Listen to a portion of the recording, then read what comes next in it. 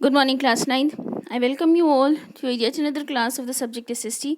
In this class, we're going to continue with the second chapter of your history, that is Socialism in Europe and the Russian Revolution. In our last class, we have already studied that how come the socialism got evolved and it got spread into the entire Europe, and in three classes the people were divided, that is the conservatives, liberals, and the radicals. The conservatives, they didn't wanted to flourish the socialism in Europe, and they were the supporters of the monarchs. The liberals, they were the supporter of the monarch, but not fully, and also the supporter of the democracy, but with the vigilance of the monarchs.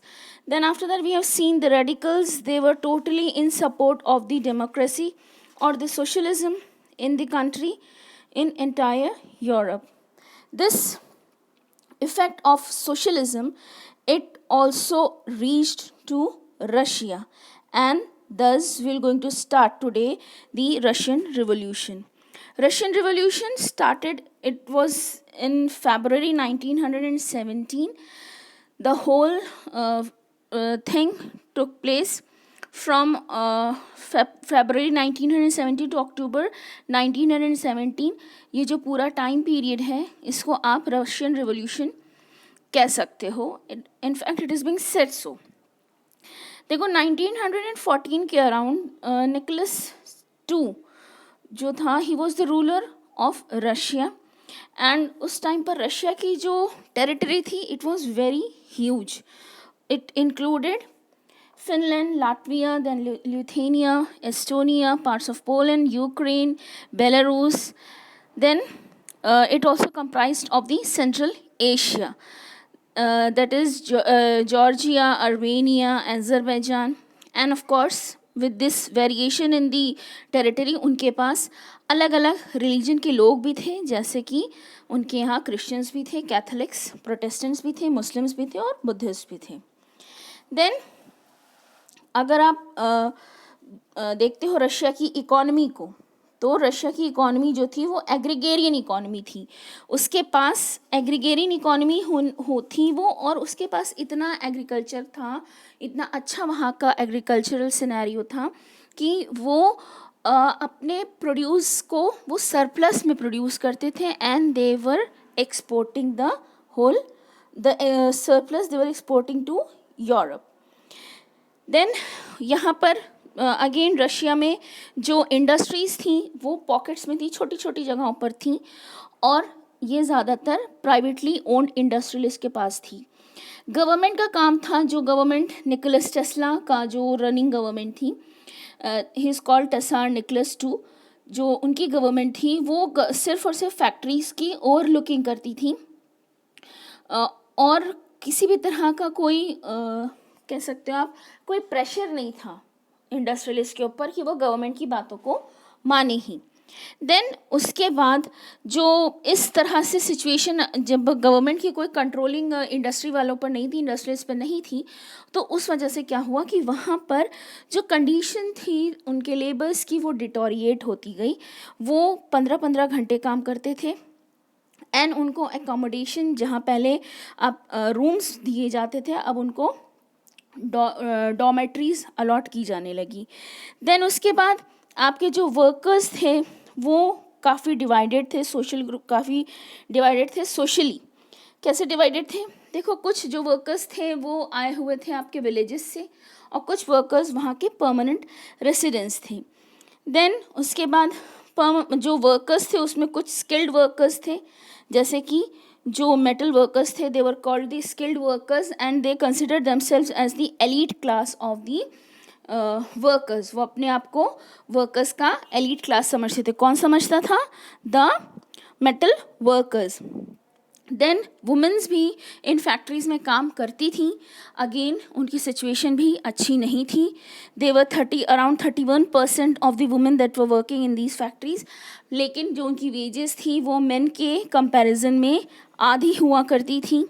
और उसके बाद जो workers थे उन्होंने अपने कह सकते हो कि जो कुछ ऐसे भी वर्कर्स थे जो कि हार्डशिप से गुज़र रहे थे, और उनको मदद करने के लिए जो ये वर्कर्स होते थे इंडस्ट्रीज़ में जो काम कर रहे होते थे, ये कुछ कम्युनिटीज़ बनाते थे और उनकी मदद करते थे।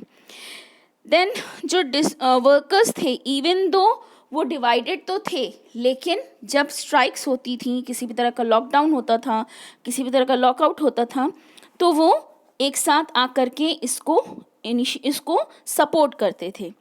देन आपके जो कंट्री साइड में थे वो पीजेंट्स थे, जो पीजेंट्स आपके जो लैंड पे कल्टीवेशन करते हैं वो थे।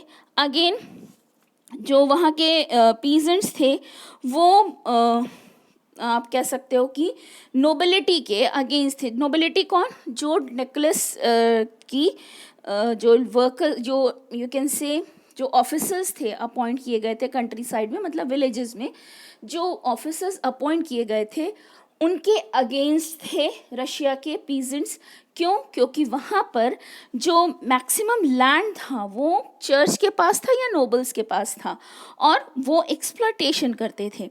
देन अगेन ये जो कभी कभी ये इतना ज़्यादा जो पीजेंट्स थे वो इतना ज़्यादा उनका रिसेंटमेंट बढ़ जाता था कि वो लूटिंग एंड प्लंडरिंग भी करते थे नोबल्स की, और फिर वो अपने लैंड को, जो पीजेंट्स थे वो क्या करते थे, अपनी क्रॉप को बढ़ाने के लिए वो अपनी लैंड की पूलिंग करते थे, और पूलिंग करके वो वहाँ का कल्टीवेशन करते थे। इस तरह से कहा जाता है कि सबसे पहला जो सोशलिज्म की जो सीड है वो वहाँ के पीजेंट्स ने ही इम्प्लांट की थी रशिया में, और यही आगे चल के रशिया को एक सोशलिस्ट स्टेट बनाता है।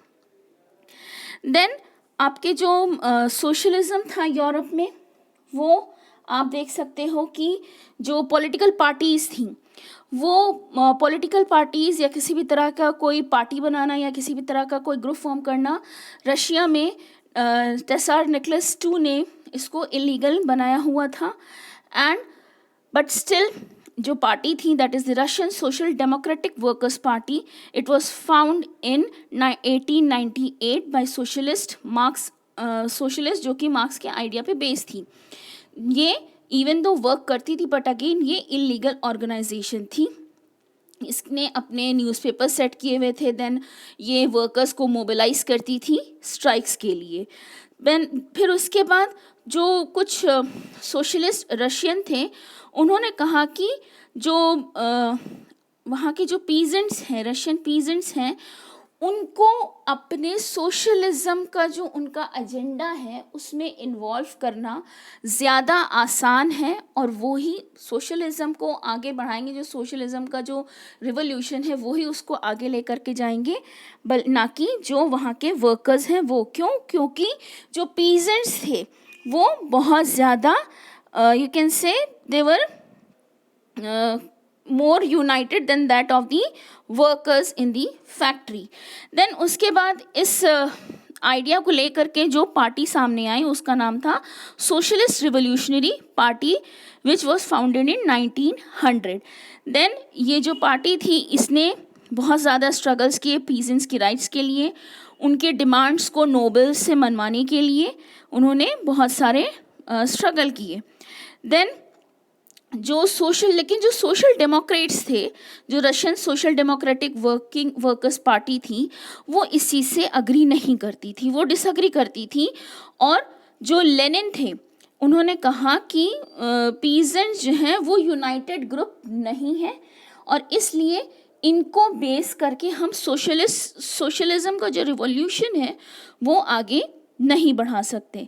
देन अगेन आपकी इस बेसिस पे जो पार्टी थी वो डिवाइड हो गई, एंड जो व्लादिमीर लेनिन थे इन्होंने ब्लॉशविक ग्रुप को लीड करना शुरू कर दिया।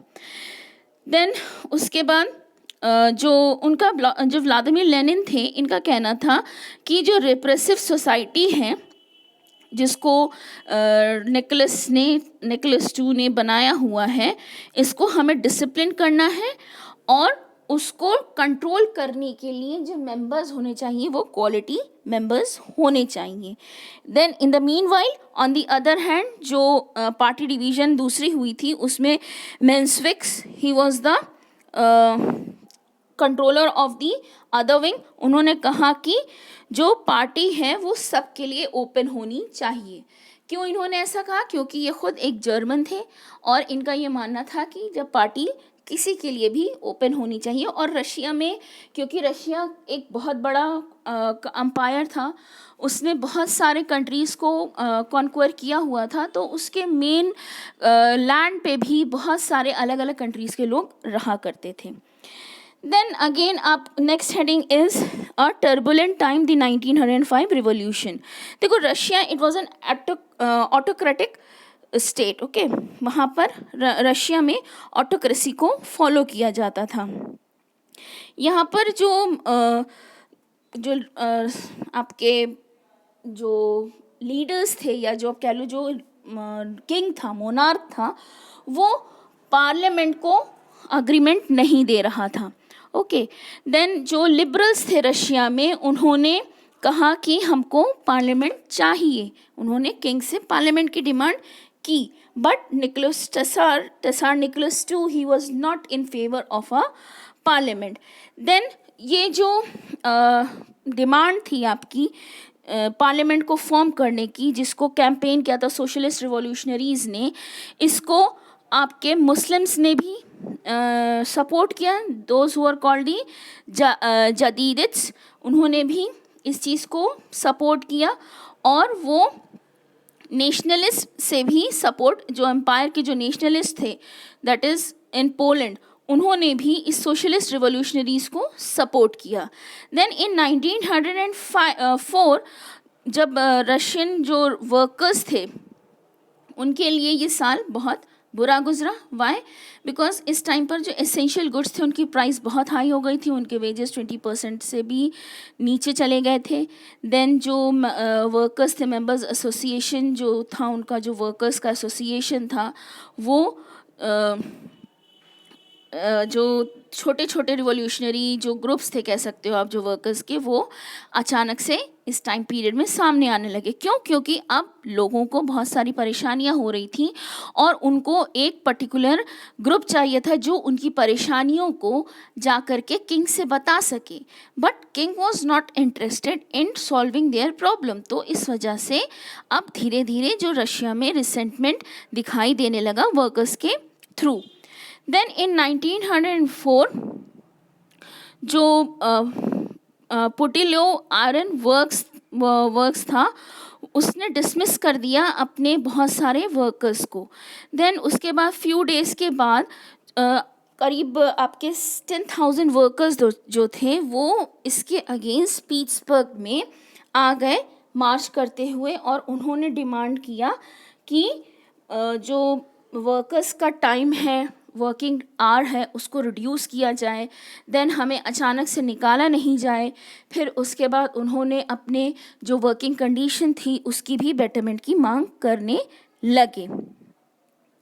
ये जो प्रोसेशन था ये लेड किया था फादर गैपॉन ने, और ये फाइनली पहुंचा आपके टेसार निकोलस टू के विंटर पैलेस के पास. और विंटर पैलेस के पास जब ये प्रोसेशन पहुंचा तो इसको पुलिस और कोसैक्स ने इनको घेर करके वहाँ से भगा दिया. And it was the day which was Sunday, and इस संडे को कहा जाने लगा bloody Sunday. To this, we come to an end of today's class. For the further chapter, we're going to meet up in our next class. Thank you so much. Have a great day ahead.